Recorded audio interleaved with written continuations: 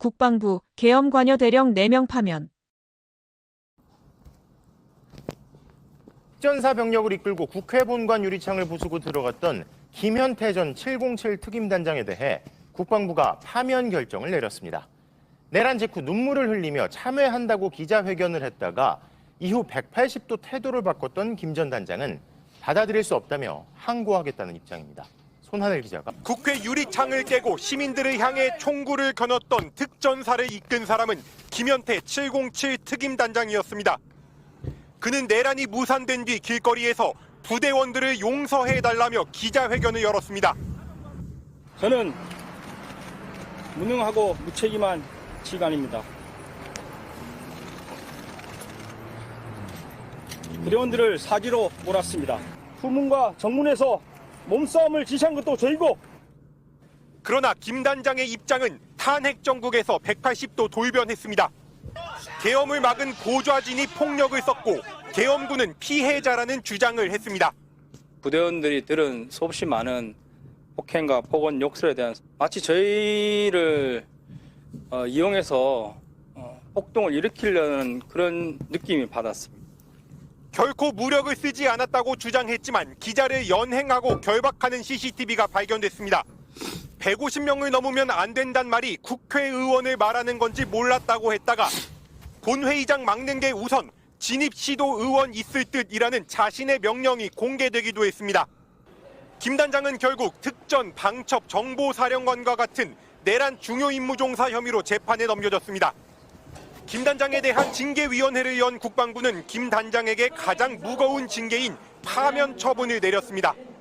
이에 대해 김 단장은 계엄에 대한 사전 모의도 하지 않았고 법원 판결이 확정되지도 않았는데 양정 기준과 무관하게 답을 정해놓고 징계한 것은 받아들일 수 없다며 항고하겠다는 입장을 밝혔습니다. MBC 뉴스 손하늘입니다. 짧고 단정했고 모든 것이 정리된 것처럼 보였습니다. 누군가는 책임을 졌고 국가는 다시 정상으로 돌아가는 것처럼 보였습니다. 그런데 이상합니다. 이렇게 큰 사건이 이렇게 조용히 끝날 수 있을까요? 뉴스는 늘 무엇이 일어났는지를 말합니다. 하지만 오늘 우리는 무엇이 말해지지 않았는지를 보려 합니다. 누가 파면됐는지는 기사에 있습니다. 하지만 누가 끝까지 등장하지 않았는지는 아무도 말하지 않습니다. 오늘 뉴스의 핵심은 파면이 아닙니다. 그 파면이 어디에서 멈췄는가입니다.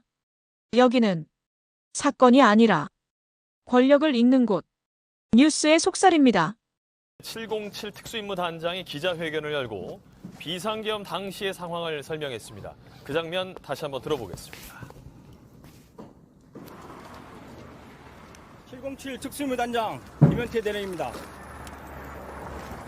먼저 국민 여러분께 무거운 마음으로 깊이 사죄드립니다. 국회 국방위에 출석하여 제가 아는 모든 진실을 말씀드리고 싶었으나 기회가 없는 듯하여 이 자리에 섰습니다. 지금까지 저에게 많은 문자와 전화로 인터뷰를 요청해 주신 기자분들께 응답하지 못한 것은 절대 책임을 회피하고자 해서가 아님을 말씀드립니다. 저는 무능하고 무책임한 지간입니다. 부대원들을 사지로 몰았습니다. 전투에서 이런 무능한 명령을 내렸다면 저는 사망했을 것입니다. 지금 부대원들이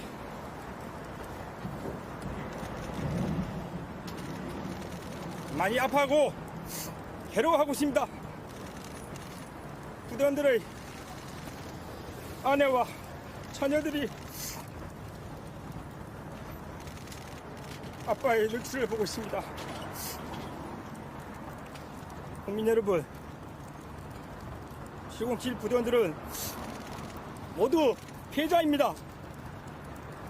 전 김용현 국방장관에게 이용당한 가장 안타까운 피해자입니다. 부대원들은 죄가 없습니다. 죄가 있다면 무능한 지휘관의 지시를 따른 제뿐입니다. 국민 여러분, 꼭 부대원들을 용서해 주십시오. 707 부대원들이 행한 모든 잘못은 기관인 제가 모두 짚고 가겠습니다. 어떠한 법적인 책임이 따르더라도 모두 제가 책임지겠습니다. 민주주의, 법치주의 국가의 군인으로서 잘못에 대한 모든 책임을 다하고 스스로 죄를 물어 사랑하는 군을 떠날 것입니다. 월요일 아침이었어요. 평소처럼 커피를 내리고 창밖을 바라보다가 핸드폰을 집어들었습니다. 포털 사이트를 여니까 제목 하나가 눈에 확 들어오더라고요. 국방부 계엄 관여 대령 4명 파면. 클릭했어요. 기사는 깔끔했습니다. 명확했어요. 누가, 언제, 무엇을 왜. 기사 작법의 기본이 다 들어가 있었죠. 현장 지휘관 이름, 소속 부대, 파면 사유까지. 커피를 한 모금 마셨어요.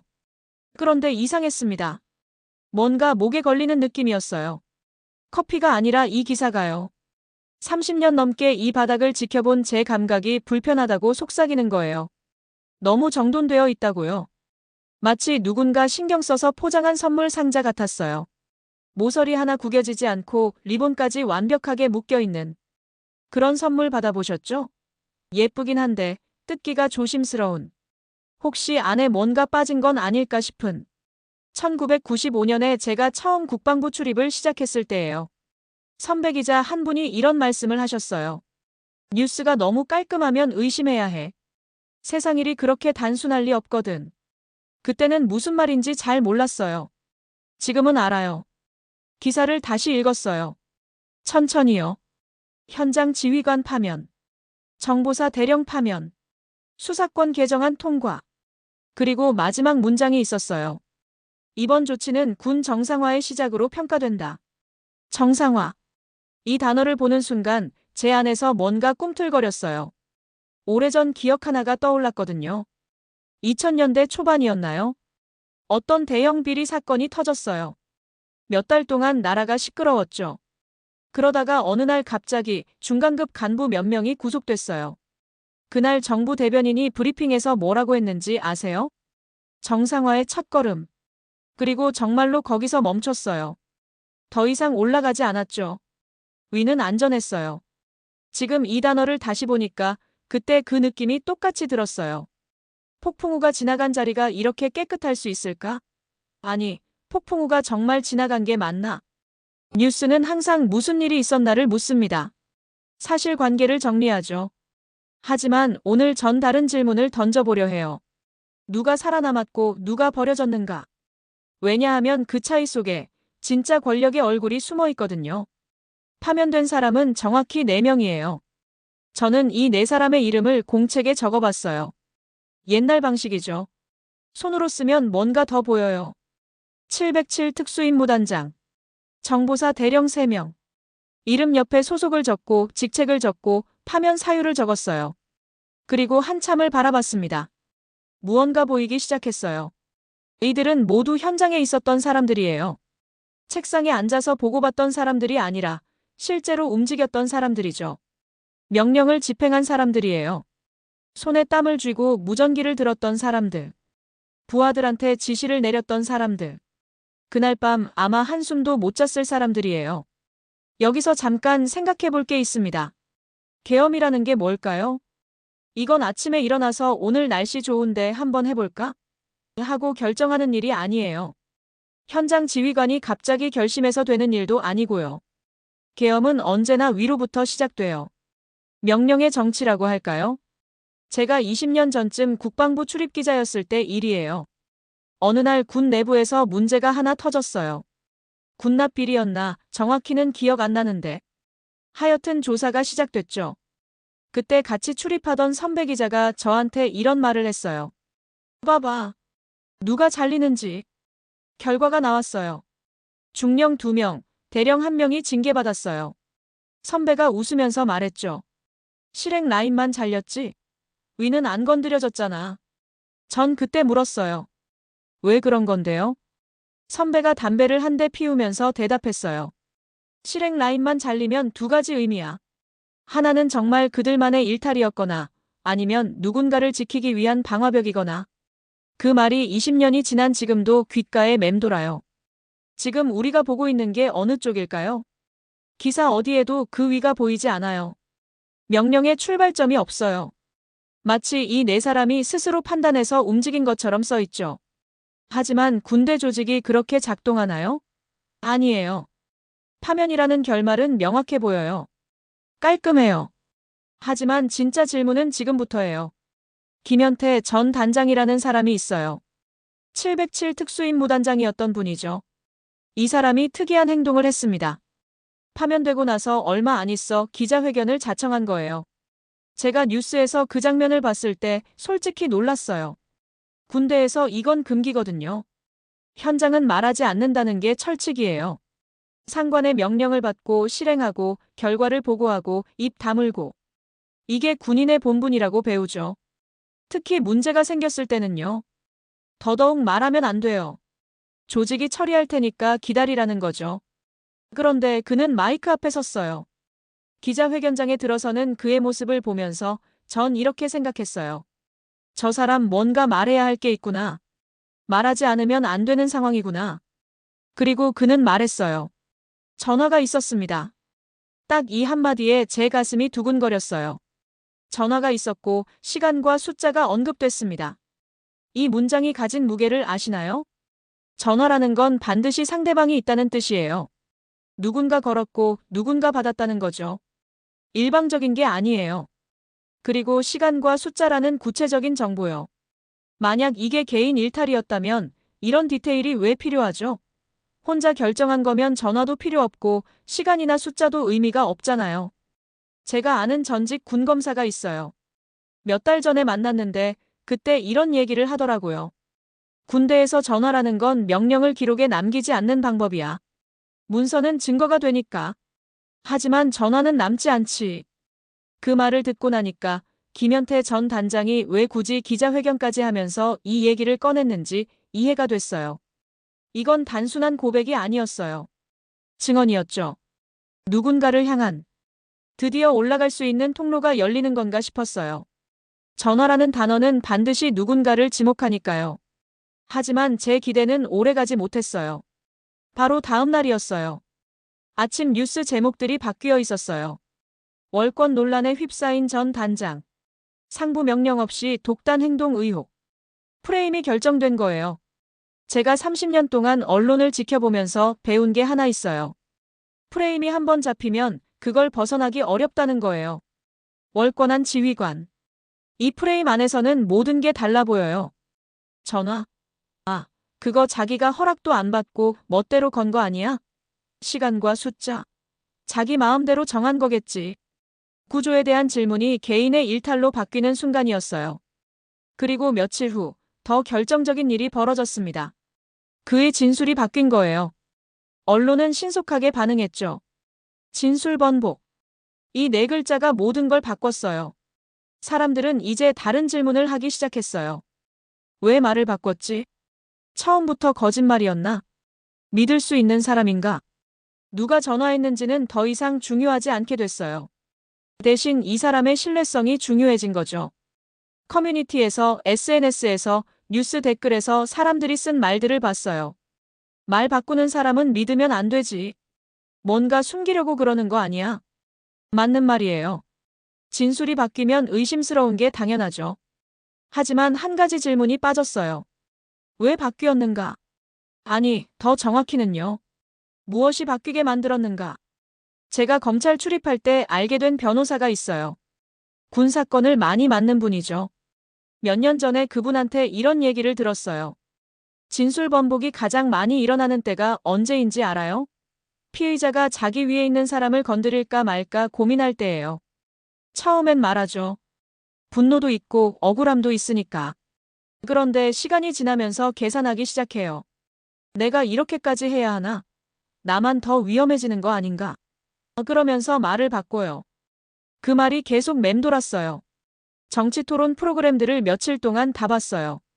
여야를 막론하고 패널들이 공통으로 하는 말이 있더라고요. 진술 번복은 심각한 문제입니다.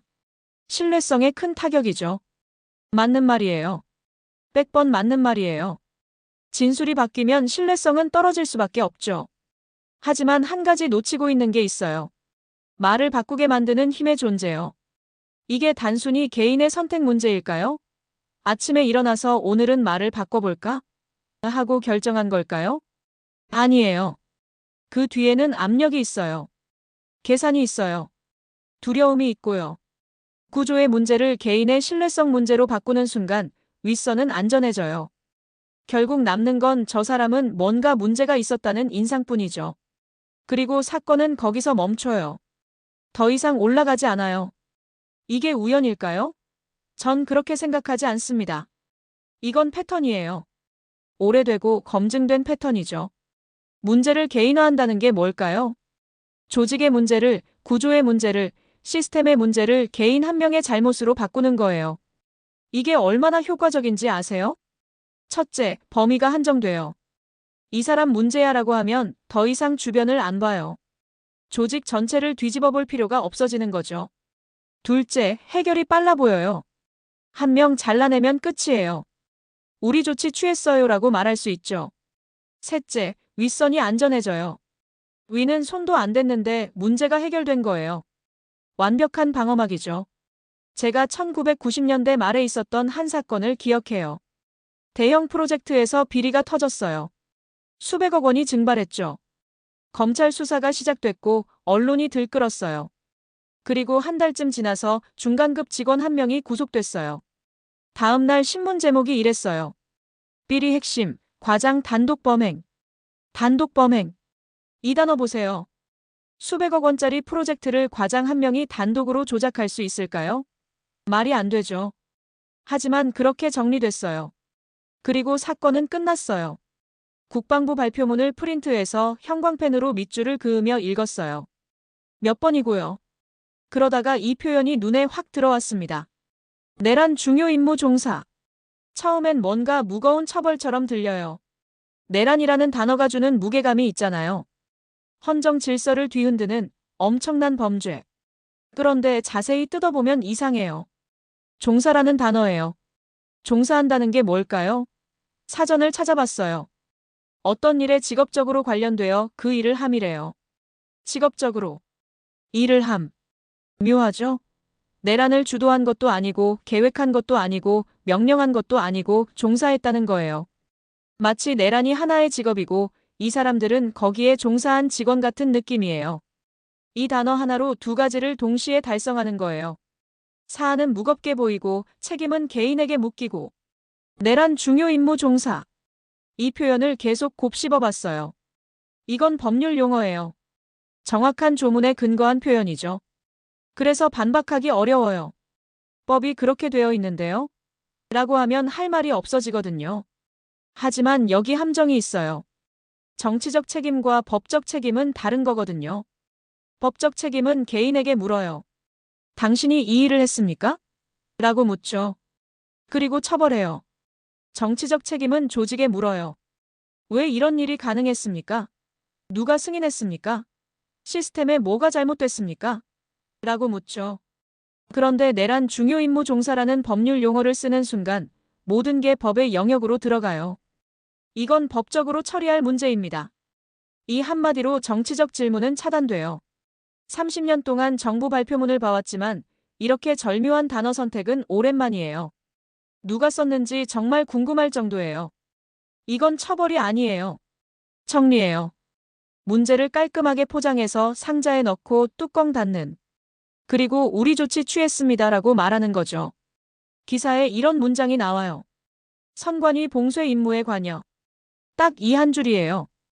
그리고 끝이에요. 전 이 문장을 보면서 답답했어요. 질문이 너무 많이 생기거든요. 왜 선관위였을까요?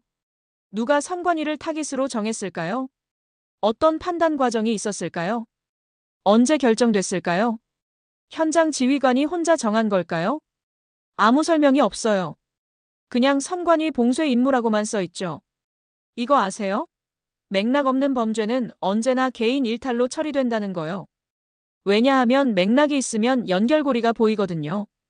어가 B에게 지시했고 B가 C에게 전달했고 C가 실행했다는 구조가 보이는 거예요. 하지만 맥락을 빼면요. 그냥 C가 갑자기 이상한 짓을 한 거예요. 혼자서. 이유도 모르게. 깔끔하죠? 제가 2016년에 다른 사건을 취재한 적이 있어요. 정부 부처에서 문제가 하나 터졌죠. 블랙리스트라는 게 있었다는 게 밝혀졌어요. 처음엔 충격이었어요. 어떻게 이런 일이 가능하지? 누가 만들었지? 문화체육관광부 공무원들이 조사받았어요. 몇 명은 구속됐고요. 그때 기사들을 보면서 느낀 게 있어요. 현장 실무자들 이름은 다 나와요. 누가 리스트를 작성했는지, 누가 관리했는지, 누가 전달했는지. 하지만 한 가지가 없었어요. 누가 만들라고 했는지. 지시를 받았다는 말은 기록에 남았어요. 하지만 누가 지시했는지는 끝내 명확하게 밝혀지지 않았죠. 그때 한 선배 기자가 이런 말을 했어요. 맥락이 사라지는 순간 권력은 투명해져. 안 보이게 되는 거야. 마치 투명인간처럼. 지금도 똑같아요. 선관위라는 단어는 있지만 왜 거기였는지에 대한 맥락은 없어요. 그 맥락 속에 숨어있을 판단과 명령의 주체는 끝내 등장하지 않고요. 이게 우연일 리 없죠. 이건 구조예요. 반복되는 패턴이에요. 그리고 마지막 카드가 나왔어요. 군사법원법 개정안 국회 통과. 국회 본회의를 통과했다는 뉴스였어요. 여야가 합의했다고요. 국방부는 즉각 환영 논평을 냈어요. 이번 개정은 군 정상화에 크게 도움이 될 것으로 기대됩니다. 처음 들으면 좋은 소식 같아요. 군이 스스로를 수사하는 게 아니라 민간 검찰로 넘어간다. 투명성이 높아지는 거잖아요. 군 내부의 폐쇄성이 문제였는데 이제 외부 시선이 들어온다는 거니까요. 맞는 말이에요. 하지만 타이밍이 이상했어요. 이미 4명은 파면됐어요. 사건은 정리됐다고 발표됐고요. 책임자는 특정됐고 조치는 완료됐죠. 그 다음에 제도 개혁이 나온 거예요. 순서가 바뀐 거죠. 제도 개혁은 언제 해야 할까요? 진실을 밝히고 책임자를 찾고 구조적 문제를 파악하고 그 다음에 이런 일이 다시 일어나지 않도록 제도를 고치는 거예요. 이게 정상적인 순서죠. 그런데 지금은 어떤가요? 현장 몇 명 잘라놓고 사건 정리했다고 선언하고 그 다음에 제도 바꾸자고 하는 거예요. 이렇게 되면 어떻게 될까요? 우리 벌써 개혁했는데요? 제도 개선 조치까지 다 했는데 뭘 더 하라는 거예요? 이런 말이 나와요. 개혁이 방패가 되는 거죠. 더 이상의 추궁을 막는. 2000년대 초반에 제가 겪은 일이 있어요. 어떤 정부 부처에서 문제가 터졌어요. 큰 사건이었죠. 몇 달 동안 조사하고 중간급 간부 몇 명 징계하고 그 다음 달에 조직 개편을 발표했어요.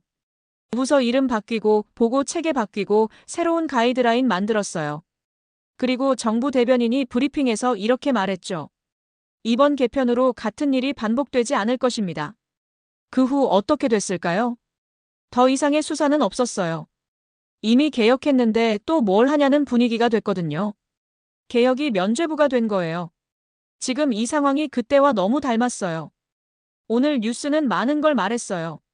4명의 이름, 소속 부대, 파면 사유, 법적 근거, 개정안 내용, 시행 시기. 정보는 충분했죠. 팩트는 다 있었어요. 하지만 더 많은 걸 말하지 않았어요. 누가 전화했는지, 왜 선관위였는지, 명령의 출처는 어디였는지, 판단은 누가 했는지, 승인은 누가 했는지. 이 질문들은 기사 어디에도 없었어요. 뉴스를 읽으면서 전 공책에 2개의 리스트를 만들었어요. 왼쪽에는 말해진 것들을 적었어요. 오른쪽에는 말해지지 않은 것들을요. 그리고 두 리스트를 비교했을 때 뭔가 보이기 시작했어요. 말해진 것들은 모두 현장, 실행, 개인과 관련된 거였어요. 말해지지 않은 것들은 모두 위, 명령, 구조와 관련된 거였고요. 이게 우연일까요? 누군가는 파면됐고 누군가는 끝까지 이름조차 나오지 않았어요. 이 차이, 여러분 느껴지시나요? 권력이 뭘까요? 어떤 사람들은 권력을 힘이라고 말해요. 명령할 수 있는 힘, 결정할 수 있는 힘. 맞는 말이에요. 하지만 권력에는 또 다른 차원이 있어요. 보이지 않을 수 있는 능력. 보이는 자는 책임져야 해요. 이름이 나오면 질문을 받아요. 설명해야 하고 때로는 대가를 치러야 하죠. 하지만 보이지 않는 자는요. 질문조차 받지 않아요. 왜냐하면 사람들이 그 존재를 모르니까요. 제가 30년 동안 이 일을 하면서 배운 게 하나 있다면 뉴스에서 말하지 않은 것이 더 중요하다는 거예요. 왜냐하면 그 공백 속에 진실이 있거든요. 말해진 것은 이미 프레임이 씌워진 거예요. 누군가 선택해서 정리해서 발표한 거죠. 하지만 말해지지 않은 것은요. 그건 감춰진 거예요. 의도적으로든 구조적으로든. 그리고 그 침묵 속의 권력은 언제나 숨어 있었습니다. 뉴스의 역할은 사건을 끝내는 게 아니에요. 질문을 남기는 거예요. 오늘 우리가 던진 질문들 기억해 주세요. 누구를 살리고 누구를 버렸는가? 이 질문이 사라지지 않는 한 진실은 언젠가 드러날 거예요.